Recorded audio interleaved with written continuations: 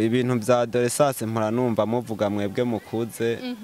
muvuga ngo ni imyaka no vyitwa imyaka y'ubusazi. Y'ubusazi ni hamwe umuhungu cyangwa umukobwa bageze atanguye kugera ngira ku myaka 18 kuduga acaba ngira ngo ndazi. Honoline iki bintu mva arivyo. Je ndumi antuka ashobora kuba atari umurundi. Ashatangura kuzarajya cyane umuhungu ego nukuri. Jewe uzubaze abavyeyi banje ngaha ndaza kuguha nimero jewe nimba narigeze njya cyane. Basi warirutse nk'impene waratse kurya warirutse nk'impene yo muci. Niruka nk'impene mwe mwavuze impene ngo zifata neza je nifashe neza nk'impene oya. Natanguye kwikomporta nk'abahungu urumva kuva mu kangahe yese cyane sinagendana n'abakobwa nta bagenzi bakobwa nari mfise ndabagize ubu n'ukuri simbeje nta mpuzu y'abakobwa nambara nuno munsi ndakubwiye ko hari umuntu ambona nambaye ijipo akavuga n'igitangaza urumva merci rero novuga yuko adolescence yanje ngira yamfashe uko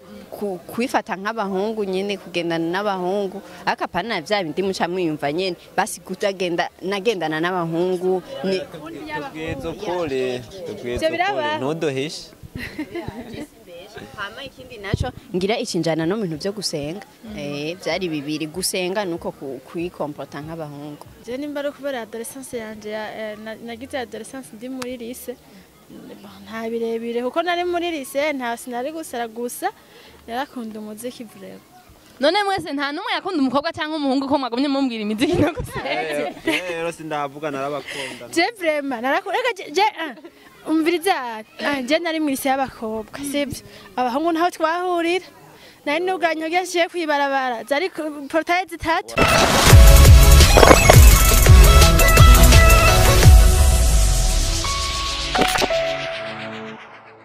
Hello ndabaramutse cyane bakunzi ba Bishop TV ni Aline niyo kuri mikro nko mubibona hama murabona ko ari ibintu bisa neza bitagase cyane ndi kumwe n'abashitsi ngaha turagarutse kandi mu higaniro menye ukuri nko mumenyereye aho twaje tubategurira kwisije kandi tuje kuyaga ko na tumire bacu hama ntarandiriye hinge babidondore mpugira ngo tubashe kuyaga tuzinanye hama mpere he ahaca hinga era ku muhungu ega mere ko umuhungu karumwe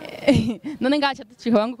bavuga ngo umuhungu wagiye mu bakobwa ngo bose bacika bahuka mwese nabo naze kubasura. Eka karibu ndabakire ku micro za Bishop TV mpugira muramutse bakunze ba Bishop TV. Ya murakoze cyane nitwa Chris Photography nuko nyene nitwa ya nawe igitondore photography Chris Photography oya tugira amazina yawe y'ukuri basi je nituko nyene karabaye naje idondora abakunzi ba Bishop TV. Nanje nangure ndabaramutse abakunzi ba Bishop TV nanje ni Honoline kuri Welcome Burundi TV. Murabona ko ndi kumwe na Ntiwumva ukuntu yipresence. Honoline yavuze nagiye. Nta kantu wumvise avuze ngo Welcome TV. Je TV akorako. Nanje navuze photography kubera ko nanje nivyo nkora naje. Nivyo nyene. Nuko nyene nitwa. Ari uyu ndasigaye ari ni dondore ndanakuvuze mbe. Itwari neira reka ndamvuga ko narinze ndabivuga hama wewe turakorana kuri Bishop TV. Hama ndabahe karibu kandi kuri Bishop TV. Murakoze cyane. Turagiye kugira ngo tuyage kwisije ivuga ngo ibintu bijanye na adolescence. Adolescence murabona ko ndi kumwe ngira ngo n'abadolescence reka badubwire ngene bavyifutamwe. Chris merenga hanko bitubwiye kuri Chris Photography. Adolescence wewe kugushikira yumvise gute? Canke warayirenze canke yirimo? Ayo nzindi yanshikiye ryari. Fite imyaka imyaka. Mbe n'abahungu bativuga imyaka cyane n'abakobwa. Atavyizi nyene. Si imyaka 13. 13 ans. Yeah. En fait ni kuvuga ngo na adolescence ntarayijamo. Nacha ko singaye Twitter. Bayijamo gute nene umva ko ndi umwana je ntavyo. Basi umwana wacu ngaha basi tuyage basi wobifise ko noshoye ku bintu bijanye na adolescence. Ego ibintu vya adolescence mpora numva muvuga mwebwe mukuze muvuga ngo ni imyaka no vyitwa imyaka y'ubusazi. Ego y'ubusazi ni hamwe umuhungu cyangwa umukobwa bageze atanguye kugera ngira ku myaka 18 kuduga acaba ngira ngo ndazi Honoline iki bintu mba aribyo je ndumi antuka ashobora kuba atari umurundi oya uyu nuwo muri Tanzania ndavyibutse Okay, nkuko abitubwiye ko ngo itangura kuri 18. Est-ce que byo ari byo nyene adolescence bitanga kuri 18? Ega nico uredi gituma uwo numu adolescence nico gituma nyene urumva. Numu adolescence. Ibaze vraiment. Ni atari. Nukugenda ku bavyeyi biwe akababaza ukuntu bimeze canke azoze ndamwigisha, sivyo? Nyene hera ngaha utwigishe adolescence ihera ku myaka ingahe? Ku mukobwa ndibaza adolescence kwitangura kuva kuri 12 canke ni mu gihe umukobwa atanguye kwinjira mu gihe cyo kugira iki ovulation niho bavuga ko atanguye kwinjira ntabyo numvise atanguye kwinjira mu bunani burya ubutinyanka okay umukobwa atanguye kwinjira mu butinyanka baca bavuga yuko ari mu adolescence ndazi atanguye no kusonga amabere no kugira amabere amapwari ari nyene muca mubibona kome wewe wabaye umwigisha hani bondi ko ndiga ucugira ko nabaho ariko ndasabye gato imbere ko tubandanye ikiganiro twerekana muntu yawe vraiment ndayifise woronka karanga muntu utarakwiza imyaka amugari ntumurenganya yavuze afite 13 no muntu w'imyaka 13 vraiment afite karangamo ibi bintu tubona ngaha ibi ni biki aha sawa none nakuze neza afise n'umukono umwana namukono mwaje nimundabire none hari je nimba mubona ibi nimba mubona ibindi je nakuze neza none mu bimpo cyangwa wavutse ufise ubwanwa shoshika sinzi none ari ukuntu tuzi yuko mu byo twize ari mu byo tuza turabona mu buzima busanzwe ariko tuzi vraiment yuko umuntu adashobora umuntu ameze tuno tuboro vyerekana ko umuntu ariko arakura vraiment amaze ku ageze nyene nawe waje uvuga ngo ufite imyaka 13 tukaje tubona reka ndababwire mwabigememwe mwebwe nta bana mwumva bavukana imbuto none bijya ko bwarubeshi rega bijya bwarubeshi n'ivyari ivyo mbega bavukana imbuto izi ndahatse njyana iz'ibiharage dufate ko bavugana imbuto z'ibiharage okay tugaruke ngaho kwinzo nyaje Aline wowe nimba bimeze uko tugaruke mu higaniro cacu ca Adolescence umwadolesa yifata gute n'iryari abona ko bwadolesa bwamufasha nibaza yuko biravana n'imyaka kandi kavana aho wakuriye n'ingene wakuze hariho nk'umwana yavukiye mu gisagara hashushe Adolescence ashobora gutangwa mu myaka 13 namba nabibonye umuntu kome unye yagize akiri mutoya hamwe navuga jewe yicaye kuri 12 nkaje bivaye niyo nakuriye vraiment nka Adolescence nagize imyaka 18 wakuriye hariya bitagere pole sana ihumuza yego none tugarutse mu higaniro cacu nyene nizihe comportement canke inyifato umwadolesa agira mu gihe nyene yinjiye muri ico gihe uredi nko ku mukobwa aratangura agahinduka usanga ari umuntu afite isuku cyane urumva gusa no muntu nyene yahindutse mu tuntu twose muhira ukabona yuko ibintu yahora akora byahindutse usanga no muntu ashobora avuga ati ngiye kwibarabara ndabikomeze neza kwa n'ibindi binako umwana arashobora kuriga umusose acafuye ibiki atabintu yitaho ariko umwadolesa avuga ati ninaja muri aba bantu nsuku barantwenga urumva rero niho ucubona yuko comportement yatanguye guhinduka umuhungu nawe nyene urabizi nawe naratangura ijwi ibikene ariko hari gihe umuntu agira comportement canke sinzi ugasanga aragiye haje muri sens positive na sens negative ugasanga atanguye kwitwara nabi canke ivyo hari umuco mu biduha Chris oya yitwara nabi gute neyo muci basi nijya nkakuja impene zo mu cimpora ariko impene zo mu cizo ntizitwara nabi oya impene zo mu ci zitwara nabi zirabidika mu ci ngira ni kujya nyene nka zirirukangana si ofete ngira ni nka kujya kwa dufate ngira nka Honoline je nkubu ndiko ndamwirukako nimbo nagatangara ko atagenda tamba basi nyene tubwire Yeah. n'iryari comportement umuntu abibona gute yatubwiye inyifato umuntu atangura kugira iyo atangwe kwinjira mu adolescence urumva sha mwana wa mama asha ni hatari ku bahungu ntiwumvise yuko ngo duca tumera n'ubwanwa urumva resha urujwi ruraduga igikiriza ngo kikaduga jere nguma ndavuga ngo kuko je ntuzurambaza ngo vyarambayeko cyane cyane rero hagaca haduka ubundi ubusazi bugoye rero hari igihe haca atangura kwiruka ku bakobwa hari igihe bimutuma aja mu ngeso mbi nyene bintu nk'ivyo kweri nivyo mpora mbona bikunda kubashikira aba adolescence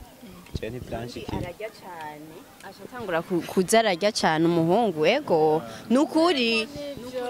jewe uzubaze abavyeyi banje ngaha ndaza kuguha nimero jewe nimba narigeze njya cyane basi warirutse nk'impene waratse kurya warirutse nk'impene yo muci niruka nk'impene mwe mwavuze impene ngo zifata neza je nifashe neza nk'impene oya antuka biravana uko adolescence ntifata cyo kimwe adolescence nk'ubu jewe uko nayibayemo siku yayibayemo siko wayibayemo siko n'ujya yayibayemo je ndashobora kubona abaye muri adolescence nkunda gusenga ubu nawe akabaye kunze ashaka umuziki ari yere aduga hejuru uyu nawe ku nkumi rindira none nawe ku nkumi ukaba nyene ukunda udukumi aho ko bonye ubwe ncuke buke nyuma kuraba ya adolescence yanje nakunda kwiruka nifotorera abantu kuva na kera kubera witwa photographe ya watangiye gufotora ryari je natango mbega imyaka 8 ubu iheze sinibuka je nari muri 7e mugano ubu ndi kure gose naho nyene ntaho novuga wiga muri 7e ryari navyo nibuka mu 2012 ya haduhaye igiharuro ngo duharure dukarikira rimutorama karikira twese duharure mazi imyaka 10 urumva je rero nibwo badolesa bwagumye bonye amazi imyaka 10 atanguye gufotora ubu afite imyaka 13 yabitanguye ku myaka 3 ubawe Chris none yasije muracavyibuka none nituvyibagire rega nivyo turiko kuko nivyo turimo hama nijyari none bo nk'umuvyeyi iyabonye umwana wiwe atanguye sinzi kugira ngo nkumungeso mbi none izo ngeso mbi zamaze tangura ku bwadolesa gusa modo umucyo umwana atangura kubona aho yigenza nabi mu bwadolesa canke nyene sinzi Chris ni ishure ya urakunda kumbwira ngo ni ishure je ndumuvugizi wa okay intuze ingeso mbi ntizitangura ku badolesa gusa zirashobora gutangura ataraba no mu adolesa kubera ko ingeso mbi noneho ziranatandukanye mugani cyane cyane ingeso mbi nk'izo kwiruka mu bakobwa mugenzi zitangura mu badolesa kweri niko ndavyibaza ya mbega hoba hariho bon sinzi nimba ntihenze hari umuvyeyi nigeze kumva avuga ngo karakana nko kuri 5 gutyo 6 ngo aho ngo ari mu bwadolesa iyo myaka hariho periode y'ubwadolesa bw'iyo myaka oya antuka iyo myaka umwana bakiri umwana vraiment ntiyaba haragera ko adolescence tangura muganisha yemwe naje mpora ndavyiyumvira we nturabona abana bafise nk'imyaka 5 uzubona bariko urumva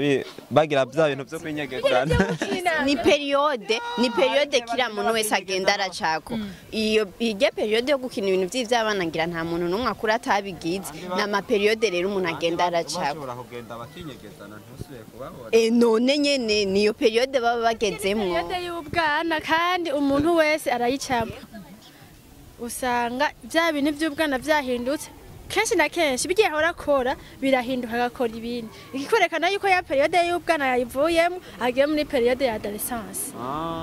dufate rero Honoline nk'ubu byo byose yarabiciyemo antuka ngira urankunda waramenya kuri muri ico gihe ca adolescence urazi no kubwira ko beno no bivuga gute adolescence yanje urazi kuno no yivuga ukuntu yaba yaramfashe natanguye kwikomporta nk'abahungu urumva kuva mu kangahe yese cyane sinagendana n'abakobwa nta bagenzi bakobwa nari mfise ndabagize ubu n'ukuri simbeje nta mpuzu y'abakobwa nambara nuno munsi ndakubwiye ko hari umuntu ambona nambaye ijipo akavuga n'igitangaza urumva merci rero novuga yuko adolescence yanje ngira yamfashe uko kwifata nk'abahungu nyene kugendana n'abahungu akapana vya bindi muca mwiyumva nyene basi kutagenda nagendana n'abahungu ni tubwizo kole ntudohishe hama ikindi naco ngira icinjana no bintu byo gusenga byari bibiri gusenga nuko kwikomporta nk'abahungu Aline weho bimeze gute je nimba ari kubera adolescence yanje nagize adolescence ndi muri lycée nta birebire kuko nari muri lycée nta sinari gusara gusa narakunda umuziki vraiment none mwese nta numwe yakunda umukobwa cyangwa umuhungu ko mwagumye mumbwira imiziki no gusenga rero sindavuga narabakunda je vraiment narakunda je umviriza je nari muri lycée y'abakobwa sibyo abahungu ntaho twahurira nari nuganye ugiye kwibarabara zari portail zitatu warahuye n'ibibara waratoroka oya sinatoroka none muhungu jewe abahungu sinavuga ngo sinabakunda narabakunda mugabo ntibyari kirenga ikintu nakunde cyane wari umuziki kandi sinatamba wanashaka umuziki watambana n'abakobwa ndetse ndakubete sinatamba wanashaka gatwara gusa karyoherwa tu uko hari ukuntu radio muri kiravuga tugiye muri pause bacavuze radio bagashanga ama flash tukumviriza minsi yose mvuye muri refectoire mu jana cyangenda ku radio nkicara gutya gushika twinjira nova ko adolescence cyane umwanya muremure nabandi ko ndumviriza indirimbo ariko mwari mufise ibibazo uko mwigana n'abakobwa gusa iyo mutashe byagenda gute abandi bari muri yo dutashe ko natera nta muhira najaye nta nuko wiyiba kwere oya je sinasimba clotire waraho hageze muri vacances naba n'ahantu nyene cyo bibona ahantu abavyeyi usanga batorohereza anda gusanze kwibarabara pana utembera kwibarabara imbere ya portail wabukubiswe ni kuvuga nava muri lycée nkashaka ku radio nkaca ntaha muri vacances nkaja mu nzu nkicara nkava muri anzu subira muri lycée ese je ngaho naba nagire mu bahungu bahe none nimba atari banga nyene comportement donc dufate inyifato wagira canke nk'abandi bagira ndehe kuvuga wowe data usanga umwadolsa agira ugasanga nk'abavyeyi ntibazikunze ivyo ntivyigaze bigushikira bon oya sinova ko byanshikiye kuko naratinya oya naratinya narinyegeza basi naho wumva ngo narakunda iki narinyegeje sinashaka kubishira habona dufate rero n'uba abahungu urumva nyene uracabatinya rega neje nageze ndabatinya nakubwiye ko nabatinya nakubwiye yuko warabinyegeza baje mumfashe no kuri Imana bino bintu bitagoye gutahura none jewe nakora nkinganiro n'abamarayika gusa ibaze vraiment ngira ngo turi bamarayika Gabriel wavuze ko bizi wewe ni bon oya uri suga kri ndavuze ko nzi biki mubazi navye ko nzi ibintu by'abadolesa wavuze ko wabiciyemwo bizi ahubwo nyene uhava tubwira neza ukuntu byagenze kuri wewe nyene ntubeshe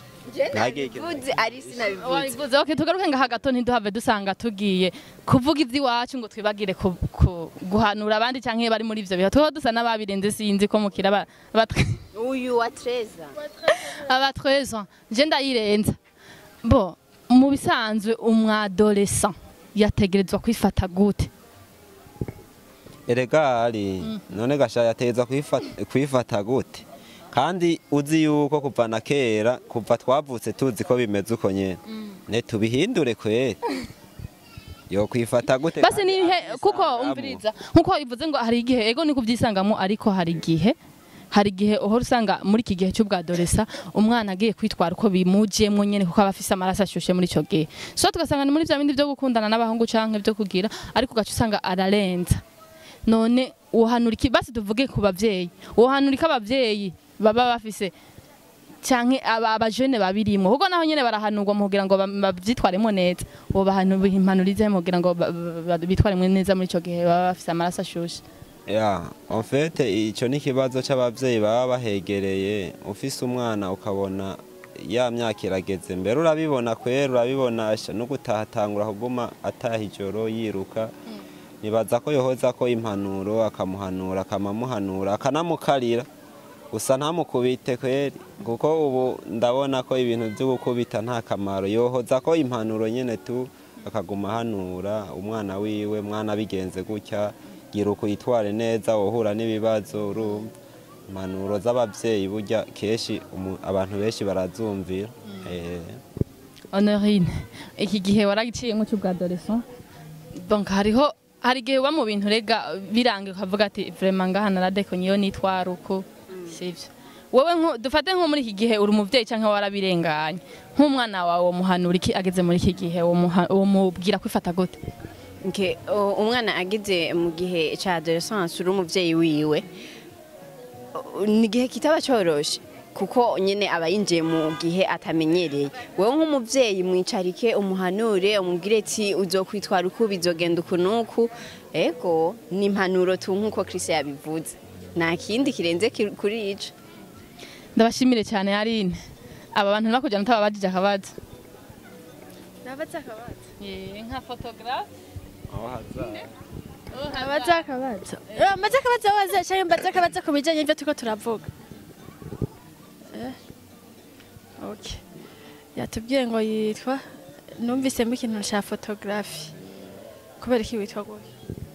kubera ko nakuze nkunda ivyo bintu vya photography kuva kera ntwaza amashakoshi abafotora kugeza n'ubu ngeze ku rwego rwo kubafotora nanje fotora ifoto nziza nawe uzoze nico gituma jewe na presentation yanje aho ndi hose ni Chris photography yo photography ni ndarifata nk'izina kubera niko kazi nkora niko kazi kanje